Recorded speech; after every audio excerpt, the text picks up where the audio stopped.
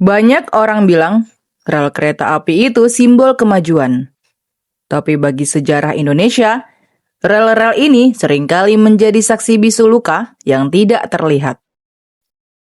Tahun 1944 di Lembah Anai, 200 nyawa hilang. 1987 di Bintaro, ratusan orang terjepit besi tua. Dan baru saja kemarin, di tahun 2026, tragedi itu kembali menyapa kita. Pertanyaannya, kenapa pola yang sama terus berulang? Apakah ini soal teknologi yang gagal? Atau ada sisi gelap manusia yang enggan belajar dari masa lalu? Yuk tonton videonya sampai selesai untuk tahu jawabannya. Halo historian. Assalamualaikum warahmatullahi wabarakatuh. Yuk belajar sejarah.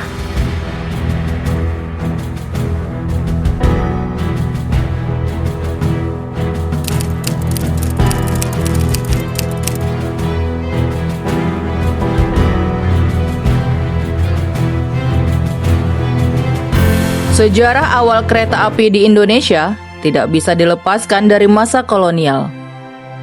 Ketika pembangunan jalur rel pertama dimulai pada tahun 1864 oleh pemerintah Hindia Belanda melalui perusahaan swasta Nederlands Indische Spoorwegmaatschappij.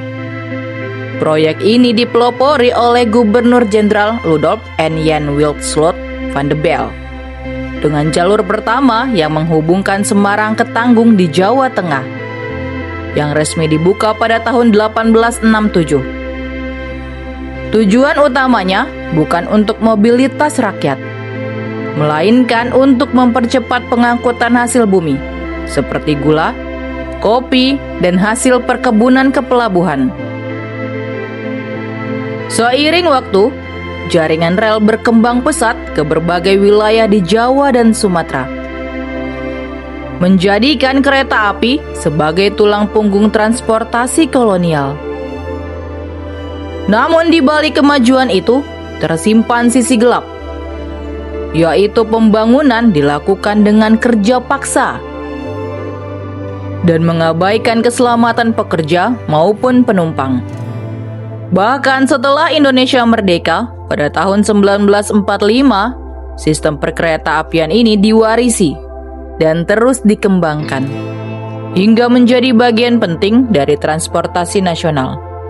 Meskipun berbagai kecelakaan dan peristiwa tragis kemudian menjadi pengingat bahwa sejak awal kereta api di Indonesia tidak pernah lepas dari risiko dan konflik antara kemajuan dan keselamatan.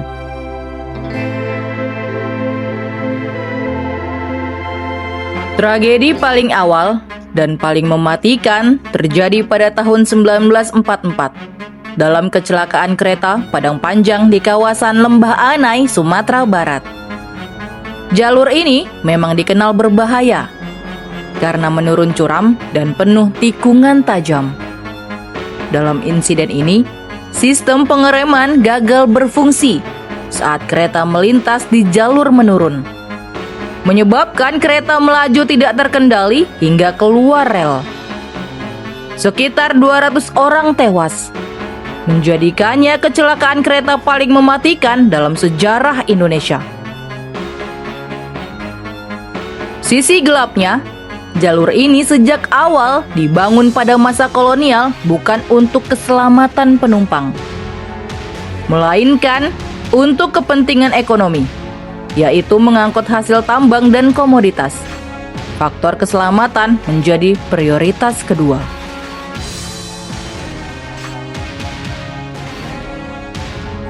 Memasuki masa setelah kemerdekaan, tragedi kembali terjadi pada tahun 1955 dalam tragedi Cirahong di jalur antara Ciamis dan Manonjaya. Kereta mengalami kecelakaan di lintasan dengan tikungan tajam, hingga beberapa gerbong terguling. Sekitar 39 orang meninggal dunia. Peristiwa ini menunjukkan bahwa infrastruktur warisan kolonial yang belum sepenuhnya diperbaharui masih menjadi ancaman serius bagi keselamatan perjalanan.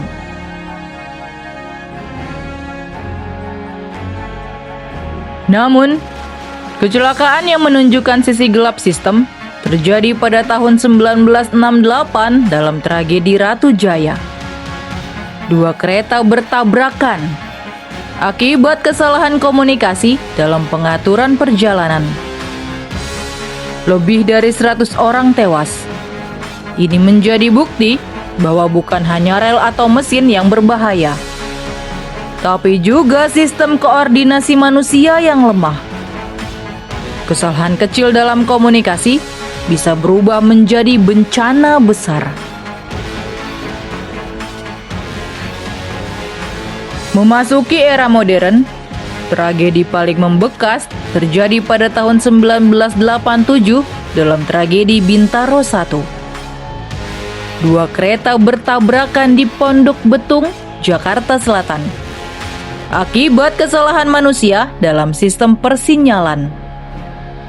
Sebanyak 139 orang meninggal dunia dan ratusan lainnya luka-luka. Peristiwa ini menjadi titik balik karena mendorong pemerintah untuk mulai serius membenahi sistem keselamatan kereta api. Namun di balik itu, tersimpan fakta pahit. Karena teknologi sudah ada dan mulai maju, tapi kelalaian manusia tetap menjadi faktor utama.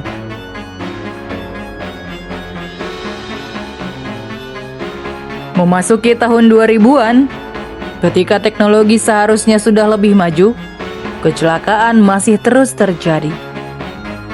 Pada tahun 2001, terjadi kecelakaan ketanggungan akibat pelanggaran sinyal yang menewaskan puluhan orang.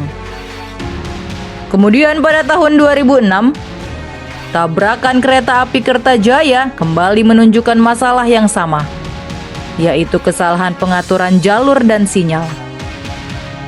Ini memperlihatkan pola berulang, bahwa meskipun teknologi berkembang, disiplin operasional masih menjadi titik lemah.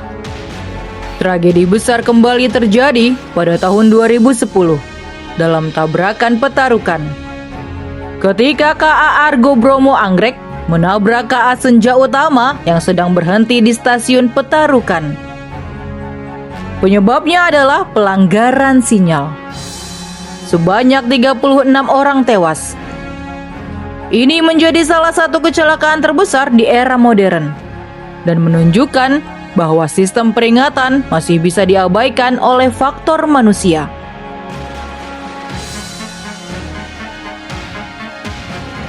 Peristiwa tragedi Bintaro 2 terjadi pada 9 Desember 2013 di perlintasan Pondok Betung, Jakarta Selatan. Ketika sebuah KRL komuter lain jurusan Serpong Tanah Abang bertabrakan dengan truk tangki bahan bakar yang nekat menerobos perlintasan tanpa palang pintu. Benturan keras menyebabkan ledakan dan kebakaran hebat karena muatan BBM yang mudah terbakar, menewaskan masinis dan beberapa penumpang serta melukai puluhan lainnya. Peristiwa ini kembali membuka sisi gelap transportasi kereta di Indonesia. Bukan hanya soal sistem rel dan sinyal, tapi juga lemahnya pengamanan perlintasan sebidang dan rendahnya disiplin pengguna jalan. Meski teknologi kereta sudah semakin modern, kecelakaan ini menunjukkan bahwa satu kelalaian kecil di perlintasan bisa berubah menjadi tragedi besar yang memakan korban jiwa.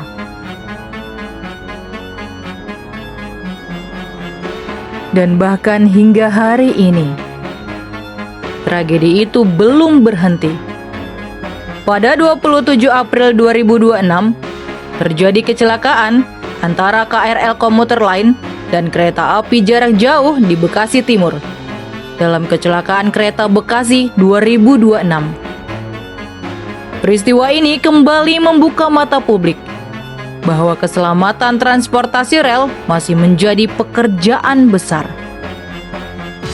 Di tengah sistem yang semakin canggih, kecelakaan tetap bisa terjadi. Karena pada akhirnya, sistem tetap bergantung pada manusia yang menjalankannya. Jika kita melihat rangkaian dari Lembah Anai 1944 hingga Bekasi 2026, ada pola yang tidak berubah. Penyebabnya terus berulang, yaitu kegagalan teknis, pelanggaran sinyal, dan kesalahan manusia. Seolah-olah sejarah terus mengingatkan, tapi tidak selalu dipelajari sepenuhnya. Inilah sisi gelap transportasi kereta api. Di balik efisiensi dan kemajuan, selalu ada risiko yang tidak bisa dihapus sepenuhnya. Itu tadi sejarah kelam perkereta-apian Indonesia. Hari ini, kereta api tetap menjadi salah satu moda transportasi paling penting di Indonesia. Sistem semakin modern, pengawasan semakin ketat. Namun sejarah panjang kecelakaan ini mengajarkan satu hal penting tentang keselamatan. Bukan soal teknologi, tapi juga soal disiplin, tanggung jawab, dan kesadaran manusia. Karena pada akhirnya, rel kereta mungkin terlihat lurus dan aman, tapi sejarah di baliknya penuh dengan luka yang tidak terlihat. Semoga video tadi bermanfaat dan menambah pengetahuan kita tentang sejarah Indonesia, karena sejarah adalah guru kehidupan. Sampai jumpa di video selanjutnya.